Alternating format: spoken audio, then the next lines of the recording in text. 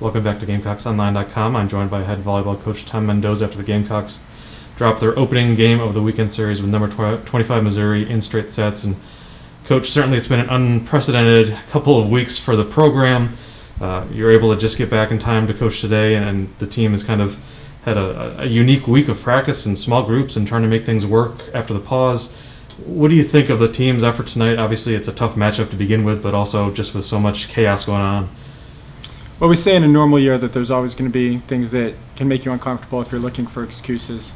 That's certainly the case this year. I think this year is probably putting that to the test of how unique those circumstances can be. I was certainly glad to be back in the gym. I wish we had a different result, but it was really nice to be back around the team and get to watch them play. And I want to thank Shonda and Ethan for kind of running the team this week and being the voice on the ground. And I think we're very lucky to have such a good staff, and watching practice through film and everything this week, it was nice to see. So it was good to be back. Obviously I wish the result was different.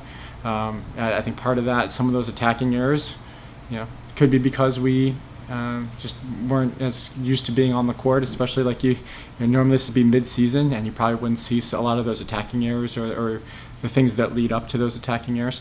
But it's a situation we're in, so we're trying to, as athletes and as a team, get rid of the excuses and try to focus on the things that we can control and try to be as good a version of ourselves as possible.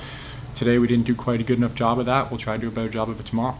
It doesn't help that Missouri obviously is a very aggressive serving team. Obviously with DeBerg, both with serve and just being able to hit out of all 6 rotations, it just makes for a challenge. But it seemed like the product of the attacking errors at some points was due to just the quality of those first touches on the serve-receive game. How do you kind of shore that up and kind of get those 3 passers to kind of lock back in again tomorrow now that they kind of know what they're expecting? Well, I think there's some really good outsides, really good players in the conference, and I think we have some really good outsides on our team. I don't know if there's anyone that is playing at a higher level or consistently as DeBerg is playing. I mean, she's the different areas that she affected the game were very impressive. I don't know what the final count was, but last time I remember that she was up around 6 kills per set. I think she finished with 5 or 6 blocks. Can go on a serving run, can hit out of the back row. I thought her passing has been pretty solid as well. So, it's a good lesson for just all the different ways that you can influence the game. Credit to her and her teammates for putting her in those positions. But yeah, she was consistent, and every time you have, I think that's normally a strength of ours. So when we have those left sides, they can impact the game in a lot of different ways.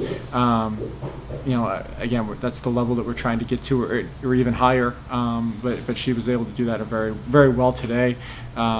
It's difficult to, you just have to try to match that. If she's playing at that level, I don't know if you're going to stop her necessarily. We just have to control it or try to match it on our side of the court. And for times we were able to do that, but just not for long enough stretches.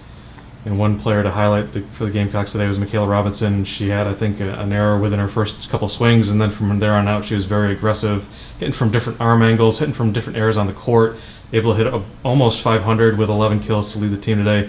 How important was it for her as that 4-year starter with such a chaotic week to be that kind of calming presence on the team?